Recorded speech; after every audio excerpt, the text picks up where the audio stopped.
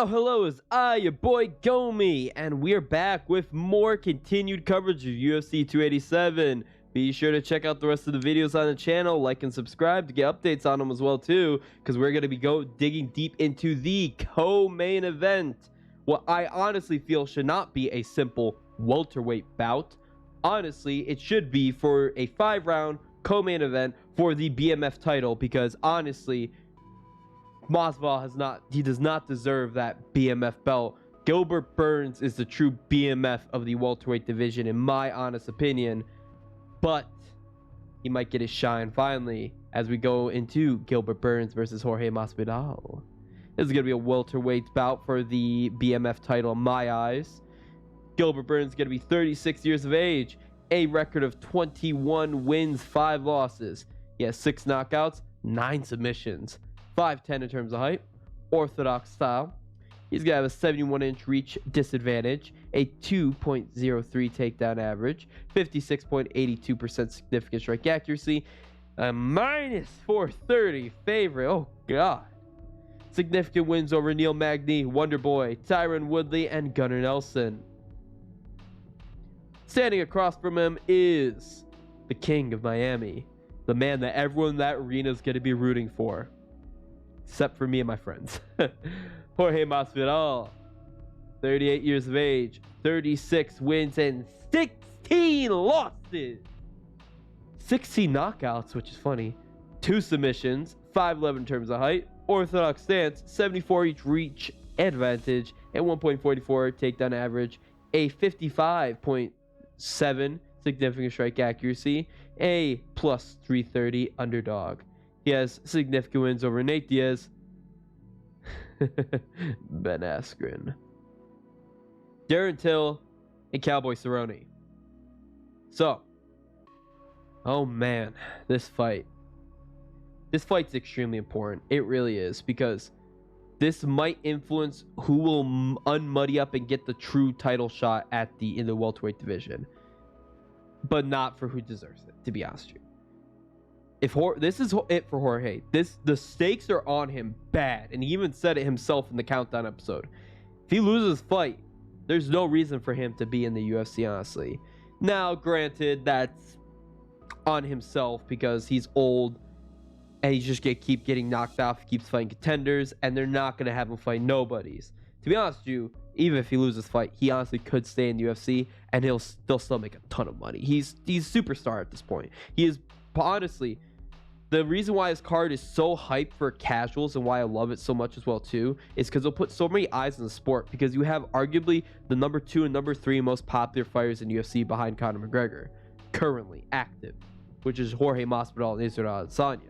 And honestly, I'd say Masvidal is probably a little bit more popular than Izzy. But Jorge Masvidal is not that good. I'm sorry. I'm going to say it.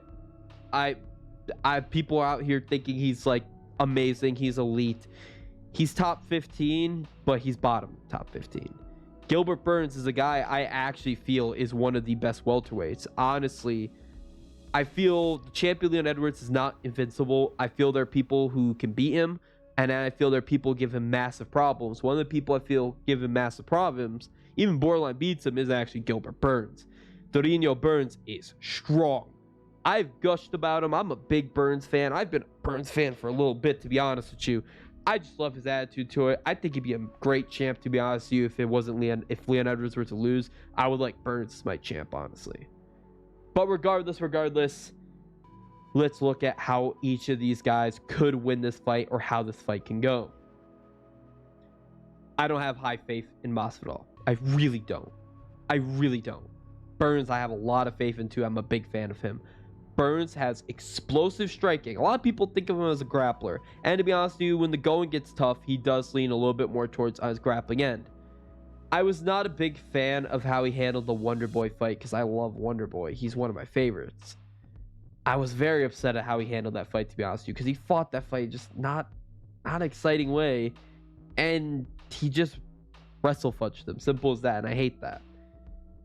But he made up for it with how he handled the Hamza Chimaev fight.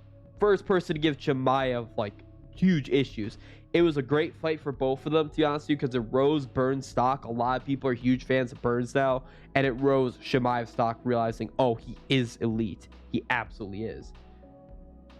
Burns is a beast. He is a behemoth. His striking is vastly improved. He can knock you out. He has a ton of power. Dropping Chimaev, dropping guys left and right, knocking the hell out of Damian Maia, to be honest with you. Beating the crap out of Davis, honestly, as well, too. Mike Davis did a lot of damage to him before submitting him. He's got power. Both hands. He can knock you out with a left hook, Poatan style. And then his wrestling and grappling, specifically his grappling. His jiu-jitsu is amazing. He's a third-degree black belt. He's a world champion, 3-time world champion, or 3 or 4 times world champion in jiu-jitsu. His jiu-jitsu is amazing. He can submit you in so many different ways. I was so impressed with how he took out Neil Magny. I'll be honest with you, Neil Magny is a better fighter than Jorge Masvidal. You're not ready to hear that. He is a better fighter than Jorge Masvidal, and I think he beats Jorge Masvidal right now. But he goes to wars with people.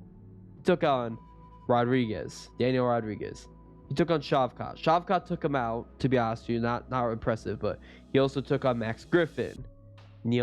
Jeff Neal, not Neil Magny. He took on Jeff Neal and beat Jeff Neal. That's like Neil Magny's really good. For Burns to dispatch him the way he did, he dispatched him even better than Shavkat did, to be honest with you. A lot of people are saying Shavkat's the future next champion. I think there's a high potential for it. But Shavkat did not do to Neil Magny what Burns did to him. Burns made him look like he didn't belong there, which he didn't. He honestly didn't. Why was he even in there, though? Because Gilbert Burns is a BMF. He does not care what your rank is. He fights. He took on Hamzat, who was ranked 11. He took on Neil Magny, ranked 12. He doesn't care. That's why he's the BMF, because he goes out there and he fights who he has to fight. Rankings, ducking, none of it. It does not matter to this man. It matters, though, to Jorge Masvidal, who will duck top contenders left and right, which is a reason why I'm not a huge fan of him as well, too. But now he is taking a contender. He is taking someone tough. He's not getting an undeserved title shot. He's taking on someone who's a very powerful opponent in form of Gilbert Burns. Gilbert Burns, honestly, I feel will win this via his wrestling and submission. Now, people are going to go point out that Jorge Masvidal, I believe, has never been submitted in the UFC. People are going to say, oh, Jorge Masvidal's submission defense is amazing. He's not faced someone like Burns. I feel Burns could honestly submit him. I feel he could submit him round 1, to be perfectly honest with you. Yes, crazy as it is. But Jorge Masvidal, what does he have? He does have something to win this. Now, I do honestly heavily agree with those odds. 100% I agree with those odds. Jorge Masvidal does have a puncher's chance. I can see a way for him to win this fight, to be honest with you. Because Jorge Masvidal does have some very crisp and clean boxing that I don't feel Burns will allow him to utilize, but he does have that. But Burns has a weakness known as the simple jab. Burns has been dropped by jabs in all of his losses recently against Kamaru Usman and Hamzat Chimaev. Both have dropped him with jabs, and Usman finished him. That led to finish. Hamzat Chimaev got pretty damn close. But there's a reason why I don't feel Jorge Masvidal will be able to exploit that as much, though, because both those jabs were actually southpaw jabs. And Usman and Hamzat, they're both pretty good switch stance fighters, but what they utilize too when they go switch stance is they just use it as a power jab. Jorge Masvidal, we have not seen him go switch stance, to be honest with you, and his jabs I don't feel are going to have the same power as those two guys, because they're going to be with his not dominant hand. So that's why I feel he won't be able to exploit as much, but there's also always a possibility.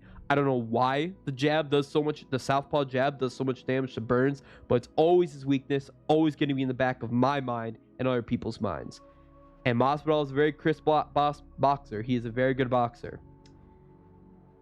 He does have good power to him too. He has a puncher's chance, but what his real weapon is, I feel, is despite Burns being a Florida native, Jorge Masvidal is a king in Miami. Simple as that. Everybody in that arena, minus the people who are not, like everyone in that arena who's like a Florida native, is probably going to be rooting for Jorge Masvidal. And that could help. We saw that. Look at how Leon Edwards handled Kamaru Usman. A lot of that was just from the power of the crowd. Every time Leon did like a little subtle feint or jab or like something like that, nothing special, back in the day, people would be dead silent. But when he was in his hometown, people were roaring.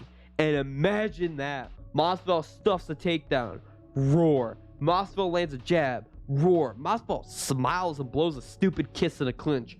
Roar from the crowd. And that's going to be a weapon that Gilbert Burns is going to have to fight against, especially being in basically his home turf as well too. That's the thing.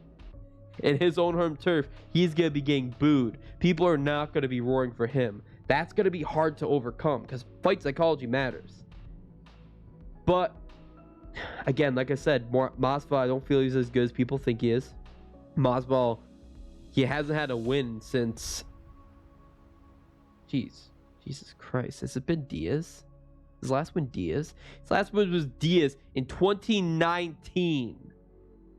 When he won that fight, I'm pretty sure Israel Adesanya just became UFC champion. And that was his last win. He's only fought 3 times since then. Look at that horrible inactivity. Fighting once a year. That's not good. I'm sorry. There's such a thing as fighting too much, burning yourself out, but there's such a thing as fighting so little that you're not gaining anything. He didn't gain anything from these fights either, really. His last win was against Diaz. Before that was the 5-second KO against Askren. His last good, like he actually fought, he gained some experience, and he got like a hard-fought W, was against Darren Till in 2019, before Israel Adesanya was even a champion. I have no faith in Masvidal, to be honest with you. I'm gonna put a little bit of money in a KO, to be honest with you. Jorge Masvidal is fighting a lot. There's a lot of pressure on his shoulders, which could give him power, but I just don't have faith in this whatsoever. Part of me wouldn't be so upset. I do like Burns. I would be upset if he does lose, but part of me wouldn't be that upset because honestly, then we could not give Colby Covington his undeserved title shot.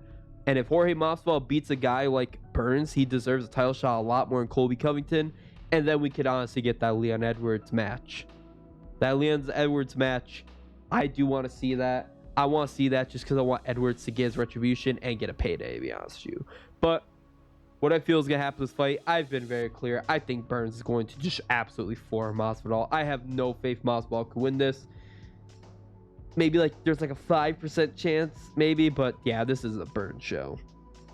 But please let me know what you think in the comment section of the fight. Let me know if you have faith in Masvidal. Let me know where your bets are going to be for this fight as well, too. Because I know a lot of people are going to be putting Masvidal KO just for that little bit of hope.